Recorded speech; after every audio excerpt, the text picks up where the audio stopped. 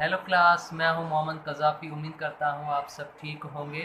और खैरियत से होंगे। क्लास, आज का ये लेक्चर खतूत गालिब के हवाले से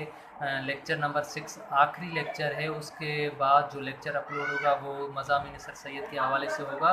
और ये सिलेबस के हवाले से 11 लेक्चर टोटल अपलोड हो चुके हैं। और रही बात मेरी शक्ल की, तो कुछ फ्रेंड्स को मेरी शक्ल अच्छी नहीं लगती। मुझे पता है मैं कितना बुरा दिखता हूँ। अब शक्ल की वजह से मैं अपना काम बंद तो नहीं कर सकता। मुझे अच्छा लगता है लेक्चर्स वगैरह वीडियोस बनाकर यूट्यूब पे अपलोड करना। और अगर कोई मुझे बुरा भला कहता भी है तो मुझे बुरा बिल्कुल नहीं लगता। वो हर कोई अपनी तरबियत ज़ाहिर करता है। हर किसी का अपना अलग अंदाज़ होता है, अलग रवैया होता है दाद देने का, राय देने का। तो मुझे बिल्कुल बुरा नहीं लगता। मुझे खुशी होती है कोई मेरे बारे में अच्छा बोलता है, बुरा बोलता है। मैं किसी को कुछ नहीं कहता। उम्मीद करता हूँ आप सब इन लेक्चर से, मेरे वीडियोस से फ़ायदा उठाते होंगे। शुक्रिया। बिस्मिल्लाहिर्रहमानिर्रहीम। अस्सलाम वालेकुम। एमए प्रीवियस एंड BS3 के स्टूडेंट्स, क्या हाल है? आज हम अपना मौजू जो असालिब नसर की आज सिक्स्थ क्लास हम लोग ले रहे हैं। और इस सिक्स क्लास में हम अपना मौजू जो गालिब के खतूत और या गालिब की नसर निगारी पर जो हम बात कर रहे थे, आज इस मौजू को हमारी पूरी कोशिश होगी कि इसको कंक्लूड करें और इसको ख़त्म करके अपने अगली क्लास जो है हम अपने नए मौजू के साथ उस पर शुरू करें। तो जैसे कि मैंने जब हम गालिब के खतूत निगारी और उसकी अहमियत और उसकी खसूसियात से बात शुरू की थी, और फिर हमने उस गालिब के मुख्तलिफ़ खतूत 4 या 5 ख़त जो हैं उनके 3 ख़त हमने पढ़े, और उसमें मुख्तलिफ़ तरह के मुख्तलिफ़ लोगों को, एक मेरा ख्याल है अलाउद्दीन अहमद ख़ान का, उससे पहले जो है नवाब मुस्तफ़ा ख़ान शिफ्ता और मीर मेहदी मजरू के नाम, हमने उनके 3 खतूत पढ़े। मुख्तलिफ़ तरीक़े से मुख्तलिफ़ चीज़ें उसके अंदर हमने निशानदेही की और उस पर बातचीत शुरू की। अब आ जाते हैं इस बात की तरफ। आज हम जब इसको कंक्लूड करने के लिए जा रहे हैं तो हमें सबसे पहले जिस चीज़ को देखना होगा वो ये कि गालिब का कदीम तरीन ख़त आज तक जो हमें मिला है या मुख्तलिफ़ मौक़िक़ीन ने जिसकी तलाश की है वो कौन सा है, या वो किसको हम कह सकते हैं कि जी ये ख़त गालिब का सबसे कदीम तरीन ख़त है। तो इस सिलसिले में जब आप ग़ुलाम रसूल मेहर के मुरत्तबा किताब या उनके हवाले उसको जब आप ग़ुलाम रसूल मेहर को देखते हैं तो वो ग़ुलाम रसूल मेहर का ख़्याल ये है कि गालिब के खतूत जो हैं उन्होंने ज़रूर 1950 से पहले भी 1950 नहीं 1850 से पहले से ख़त लिखना शुरू कर दिए थे उर्दू में। अब 1850 से पहले तो जो पुराना तरीन कदीम तरीन ख़त ग़ुलाम रसूल मेहर ने दरियाफ़्त किया और वो उन्होंने अपने उस मकतूब में, अपने मजमूए में शामिल किया हुआ है, उसमें जो वो ख़त जो है वो जौहर सिंह जौहर के नाम है, जवाहिर सिंह जौहर के नाम है। और ये ख़त उन्होंने गालिब ने दिसंबर 1848 में लिखा है, और उसके अंदर जो डेट है वो दिसंबर 1848 की गालिब के हाथ की उसके अंदर लिखी हुई है। इसके अलावा 1848 से पहले तक जो गालिब के खतूत हमें मिलते हैं वो तकरीबन सब के सब, क्योंकि ये वही दौर है जिस दौर में अभी तक लोग ख़त किताबत अपनी बुनियादी ज़रूरियात या अपनी इस तरह की ज़रूरियात के लिए ख़त किताबत जो है वो फ़ारसी ज़ुबान में करते थे। उर्दू की तरफ अभी पूरी तरीके से लोग राग़िब नहीं हुए थे। तो इसी वजह से इससे पहले जितने भी आपको भी गालिब के जो खतूत मिलेंगे वो 1848 से पहले के ख़त जितने भी हैं वो तकरीबन सारे के गालिब फ़ारसी में ही किताबत करते थे। ये जवाहिर सिंह जौहर के नाम जो उनका ख़त है ये 1848 में लिखा गया है, और ग़ुलाम रसूल मेहर कहते हैं कि ये वो इस ख़त में गालिब ने उनसे शायद एक तो ये उनके दोस्त गालिब के शागिर्द थे और उनसे लुंगी की फरमाइश की थी, और उसके हवाले से इसमें ख़त मौजूद है, और इसके लिए वो कहते हैं कि जी पुराना ख़त है। जबकि एक दूसरे मौके के मौलवी महेश प्रसाद की मुरतबा जो खतूत गालिब की जो जिल्द अव्वल है उसमें वो लिखते हैं कि जी इससे 1848 वाला ख़त तो उसमें शामिल नहीं है उनके उस मजमूए में, लेकिन वहाँ पर उन्होंने तफ्ता के नाम, दीवाने तफ्ता जो कहते हैं मिर्ज़ा हरगोपाल तफ्ता जो गालिब के शागिर्द भी हैं, उनके नाम जो गालिब के ख़त हैं जो उसमें उन्होंने गालिब ने उनके अशार की वो की है, इस्लाह की है, उसमें वो कहते हैं कि जी ये ख़त असल में गालिब ने उर्दू खतूत लिखने का आगाज़ 1853 से जो है किया है, और उसमें उन्होंने 2 ख़त तफ्ता के नाम उनके उस मजमूए में शामिल हैं। ग़ुलाम रसूल वाले मेहर के वाले मजमूए में एक ख़त है जो 1848 का है, जवाहिर सिंह जवाहिर के नाम, اور اس سے وہ ثابت کرتے ہیں کہ غالب نے 1848 میں لکھنا شروع کیے خط. اور یہاں پر جو میں نے آپ سے بتایا کہ مولوی مہیش پرشاد کے مرتبہ خطوط غالب کی جلد اول میں انہوں نے وہ خطوط تو شامل نہیں کیے جواہر سنگھ جواہر والے، لیکن وہ کہتے ہیں کہ تفتہ کے نام ان میں جو پرانے خطوط ہیں وہ تفتہ کے نام ہے، اور وہ دونوں خط ایک 53 اور ایک 54 1853 اینڈ 1854 کے دو خطوط ہیں. اس حوالے سے وہ اس میں بیان کرتے ہیں کہ یہ غالب کے قدیم ترین خطوط ہیں. اب غالب کے کیونکہ قدیم ترین خطوط، اور ہم اس پہ جو بات کریں وہ یہ ہے کہ یہ پرانے خط، اس سے پہلے اگر ہم یہ کہیں کہ جی کیا اردو میں نثر نہیں لکھی جا رہی، نہیں، نثر لکھی جا رہی تھی. جیسے کہ میں نے آپ سے، اگر آپ ادبی نثر کی بات کرتے ہیں تو وہ ہم زیادہ تر لکھ رہے تھے، داستانیں لکھی جا رہی تھیں. اچھا، اس کے علاوہ اردو میں جو اخبار نویسی کی ہم بات چیت کریں تو اس میں اردو کا پہلا اخبار جو ہے جام جہاں نما کے نام سے 1822 میں کلکتہ سے شائع ہوا تھا، جس میں ایک کالم فارسی کا، ایک اردو کا اور ایک انگریزی میں وہ شائع ہوتا تھا. لیکن یہ کلکتہ سے یہ اخبار شائع ہوتا تھا جو جلدی بند ہو گیا. لیکن پھر دہلی سے ایک اخبار مولانا محمد آزاد کے والد جو تھے مولوی محمد باقر، انہوں نے شائع کرنا شروع کیا تھا، جو کہ 37 میں 1837 میں شائع ہوا تھا شروع ہوا تھا. اور یہ اخبار جو ہے وہ مولوی محمد باقر شائع کرتے. اسی طریقے سے دہلی سے شائع ہوتا تھا یہ اخبار. اور اسی طریقے سے سر سید کے بھائی جو تھے انہوں نے 1842 میں اردو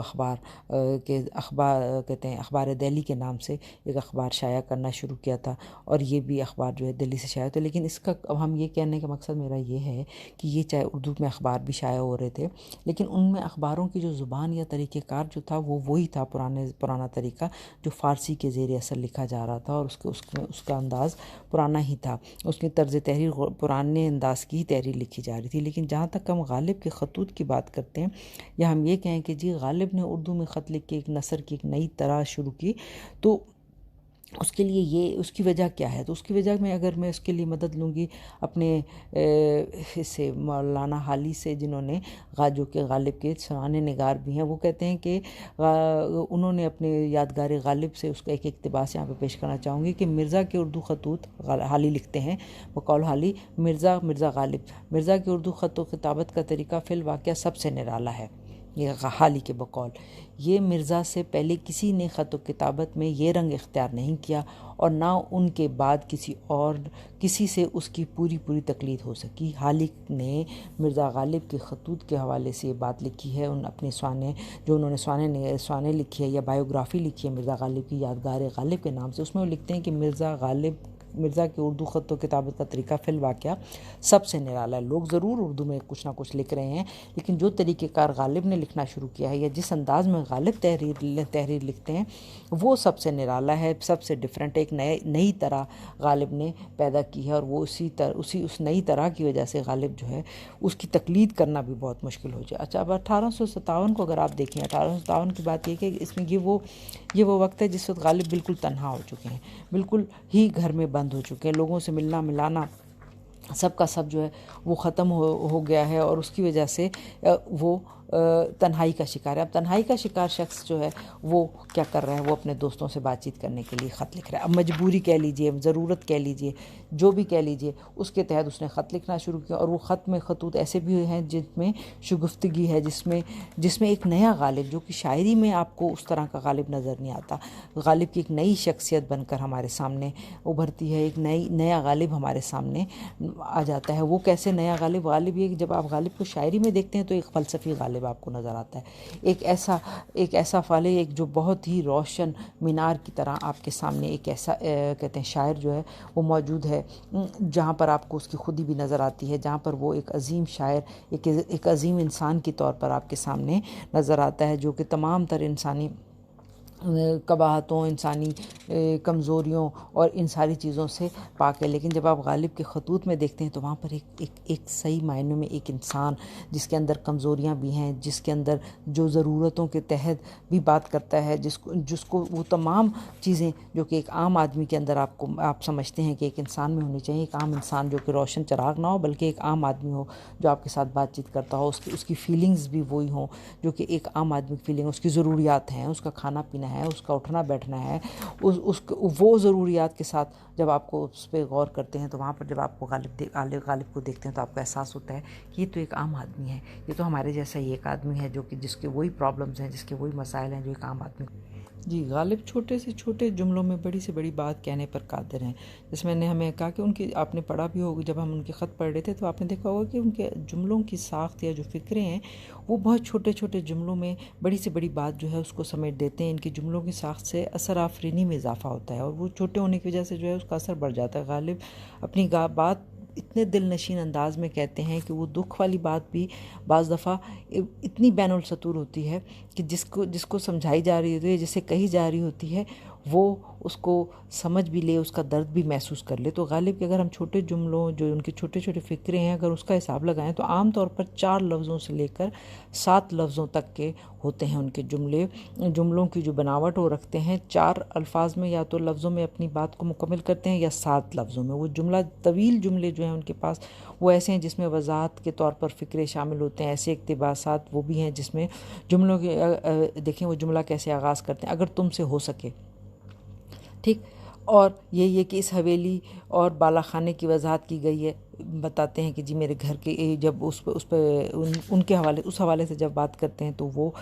جہاں پر جملے ان کے اس جگہ پر بڑے ہوتے ہیں جہاں پر وضاحت دینے کی کوشش کرتے ہیں. ادروائز جب بات ہوتی ہے یا بات کا انداز استعمال کرتے ہیں وہاں پر وہ اپنے الفاظ کو یا فکروں کو چھوٹا رکھتے ہیں. غالب کے زیادہ تر خطوط میں جو ہے وہ تقریر اور تحریر کے درمیان کی چیز آپ کو نظر آتی ہے. کہیں پہ ایسے لگتا ہے کہ وہ آپ سے بات چیت کر رہے ہیں، کہیں پر ایسے لگتا ہے جیسے وہ لکھا ہوا ہے. ندائی الفاظ، بیانیہ اور خطیبانہ انداز اختیار کر کے غالب اپنی تحریر کو تقریر کا شکل یا تقریر کا اثر بھی اس کے اندر پیدا کر دیتے ہیں. اسی طریقے سے جیسے اب آپ دیکھیے کہ عام طور پہ جب وہ جب کسی سے بات کرتے ہیں تو ان کی میں نے آپ سے کہا کہ جی ان کی تحریر سادہ ہوتی ہے، لیکن جب وہ سادگی میں بھی وہ مکفّہ تحریر، کہیں ان کی خطوط میں آپ کو قافیہ بھی نظر آتا ہے، اور وہ قافیہ کا استعمال صرف اس لیے کرتے ہیں کہ اس سے بات میں اثر پیدا کر سکیں، یا یہ ہے کہ اس کے اندر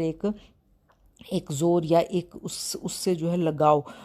پڑھنے والا جو ہے اس کے اندر اس سے محسوس کر سکے کہ یہ اس کا اثر محسوس کر سکے، اس کی اپنی بات کے گرفت کے اندر آ سکے، اس حساب سے اس کو بات کرتے ہیں. جیسے یہاں پر اگر میں صرف مثال کے طور پر ایک خط کا آپ کو اقتباس دیتی ہوں، اقتباس یہاں پر اگر آپ کے ساتھ بات چیت کروں تو وہ جیسے کہتے ہیں مرزا ہر گوپال گفتہ کے نامی ہے ان کا خط. وہ کہتے ہیں رات سے ایک بات اور خیال میں آئی، رات سے ایک بات اور خیال میں آئی، مگر چونکہ تحکم و کارفزائی ہے کہتے ہوئے ڈرتا ہوں، ڈرتے ڈرتے عرض کرتا ہوں. دیکھ رہے کس طریقے سے لفظوں سے لفظ بنا کر الفاظ سے الفاظ کو آگے پیچھے کر کے یا الٹ پھیر کر کے بات بناتے ہیں. بات یہ ہے کہ 2 جلدیں طلائی لوح کی ولایت کے واسطے تیار ہو گئیں اور وہ 4 جلدیں جو یہاں کے حکام کے واسطے درکار ہوں گی. بات سمپل میں کہنے کا مقصد ہے کہ الفاظ ڈرتا ہوں، ڈرتے ڈرتے عرض کرتا ہوں، اسی الفاظ میں اسی انداز میں اس کو بیان کرنا. یا اسی طریقے سے ایک علاؤالدین احمد خان علائی کے نام ایک خط ہے، اس میں سے اگر ایک مثال میں آپ کو دینا چاہوں تو 2 جانے میں میرا انتظار اور میرے آنے کی تقریب شادی پر مدار. یہ بھی شبہ ہے کہ تمہارے چچا کو گمان ہے کہ مجھ پر جنون کا جاگیرداری میں نہ تھا کہ ایک جاگیردار مجھ کو بلاتا، گویا میں نہ تھا کہ اپنے ساز و سامان لے کر چلا آتا. مطلب شادی کا ان کو انہوں نے کہتے ہیں بلاوا نہیں دیا تھا. تو اس کا شکوہ کچھ اس انداز میں کر رہے ہیں کہ بات سمجھ بھی آ جائے اور اپنا درد بھی اس کو اپنے درد کو بھی بیان کر دیں. اسی طریقے سے شاعر بعض جگہ پر کہتے ہیں ہمارے جو غالب ہیں وہ شاعری کی سے بھی مدد لیتے ہیں.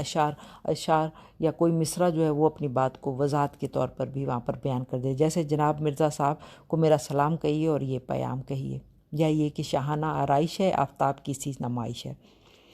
یہ مختلف جگہوں پہ اپنے اشعار کو بھی یا مصرے مختلف شعراء کے مصروں کو بھی ادھر پیش کر دیتے ہیں. بڑا پرانا قصہ تم نے یاد دلایا، داغ کون حسرت کو چمکایا. یہ آخر میں ایک مصرے کا کچھ حصہ لگا کر اپنی بات کو مکمل کر دیتے ہیں. تو بات میرے کہنے کا ہمارا یہ ہے کہ کنکلوژن اگر ہم اس کو اس طرح سے کریں کہ غالب کی شاعری یا غالب کی نثر نگاری جو ہے خطوط میں انہوں نے ایک اس طرح کا طریقہ اختیار کیا کہ جو اس سے پہلے اردو ادب میں یا اردو نثر نگاری میں یا اردو نثر نگاروں میں رائج نہیں تھا. اور انہوں نے جو یہ نیا راستہ نکالا، تو کبھی بھی ہمارے یہاں اسٹیٹس کو توڑ کر ایک نیا راستہ بنانا جو ہے وہ ہر آدمی کی نہ تو اتنی ہمت ہوتی ہے اور نہ ہی اس میں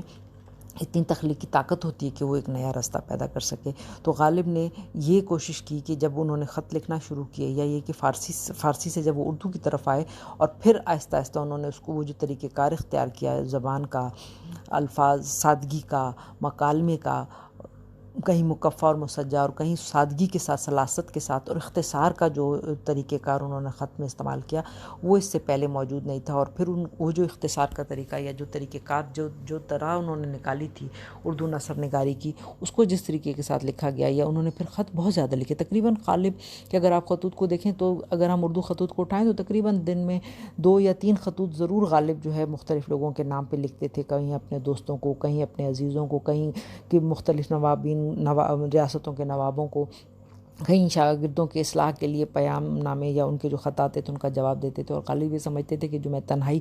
وہ انہوں نے اپنے خط لکھنے سے جو ہے اپنی تنہائی کو ختم کرنے کی کوشش کی۔ یہ طریقہ انہوں نے استعمال کیا کہ یہ وہ ذریعہ ہے جس سے جو میں اکیلا رہ گیا ہوں، کہتے ہیں گھر میں بند ہو گیا ہوں، یا یہ کہ آنے جانے کی طاقت نہیں رہی، تو اب اس طرح سے خط لکھیں اور لوگوں سے خط کے ساتھ آدھی ملاقات، ایسے ہی نہیں کہتے خط کو، وہ انہوں نے اس طریقے سے اپنے اس کام کو شروع کیا۔ اور وہ آگے چل کے آج بھی جو طریقہ کار غالب نے جس طرح سے خط لکھے ہیں، غالب کے بعد یا غالب سے پہلے تو یہ طرح موجود نہیں تھی، لیکن غالب کے بعد تقلید میں بھی، جیسے حالی کہتے ہیں، لوگ اس پر پورے نہیں اتر سکے اور وہ اس انداز میں خط لکھنے میں کامیاب نہیں ہو سکے یا تحریر نثر لکھنے میں کامیاب نہیں ہو سکے جو کہ غالب نے، جس طرح کی نثر غالب نے تحریر کی ہے۔ اسی لیے ہم غالب کو اردو نثر میں یا اردو نثر نگاری کا جو اسلوب کا جو دوسرا سٹیپ، ہم ملا وجہی کے بعد جو سیکنڈ جس چیز کو ہم لے کر آتے ہیں اردو ادب میں، وہ ہمیں غالب کی تحریر یا غالب کا نثر نظر آتی ہے، جو کہ انشاء میں ایک خاص اسلوب، ایک خاص انداز کے ساتھ ہمارے سامنے موجود ہے۔ اور یہ کہ غالب اگر شاعری نہ کرتے اور صرف یہی نثر اردو خطوطی لکھتے تو بھی غالب ہی ہوتے، اور اسی طریقے سے ان کو اتنی ہی شہرت یا اتنی ہی عظمت ان کی ہوتی، جو انداز انہوں نے پیش کیا ہے یا جس انداز سے انہوں نے نثر لکھی ہے۔ تو یہ ہو سکتا ہے کہ اگر وہ شاعر نہ ہوتے اور نثر کے دوسری اصناف کے اوپر بھی پھر وہ ان کی شاید توجہ زیادہ ہوتی اور وہ کام کرتے۔ تو اسی لیے غالب کے خطوط کو پڑھ کر جب ہم مختلف آپ ناول نگاری دیکھتے ہیں، جب آپ افسانہ دیکھتے ہیں، اردو افسانہ دیکھتے ہیں، جب اردو ناول دیکھتے ہیں یا اردو ڈرامے کے اوپر دیکھتے ہیں، تو وہ انداز یا وہ جزیات نگاری یا وہ منظر نگاری یا وہ طنز و مزاح جو غالب کے یہاں ایک بالکل ہی، جس کو آپ کہنا ہے، ایک ایسا نشتر جو کہ پوری طرح سے مٹھاس میں کہتے ہیں ڈوب کر اور کہتے ہیں بھرا ہوا ہو، اور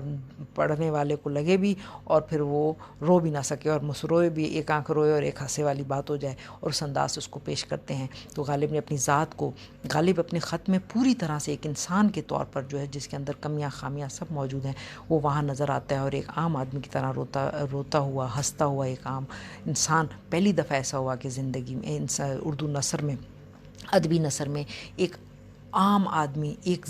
زندہ آدمی کے احساسات، محسوسات، اس کے جذبات جو ہے وہ ہمارے سامنے آئے، اور اسی وجہ سے اس کی اہمیت، ان کے خطوط کی اہمیت زیادہ بھی بڑھ جاتی ہے۔ غالب کے خطوط، غالب کی نثر نگاری، غالب کے حوالے سے اگر آپ کے ذہن میں کوئی سوال اٹھتا ہو تو آپ مجھ سے ضرور اس سوال کیجئے، پوچھ سکتے ہیں۔ آج ہمارا یہ آخری کلاس تھی غالب کے سے ریلیٹڈ خطوط کے حوالے سے، یا اس کے، کیونکہ ہم پہلے کوشش کریں گے، ہمارا نصاب سلیبس زیادہ ہے، ہماری کوشش ہوگی کہ ہم وہ کمپلیٹ کر لیں۔ اگر بعد میں ٹائم بچ جاتا ہے اور آپ چاہیں گے کہ اس میں سے مزید خطوط کی ریڈنگ کر کے اور ان کو چنا جائے اور اس پر بات چیت کی جائے، تو اگر ٹائم بچ جائے گا تو ہم ایسا کر لیں گے۔ فی الحال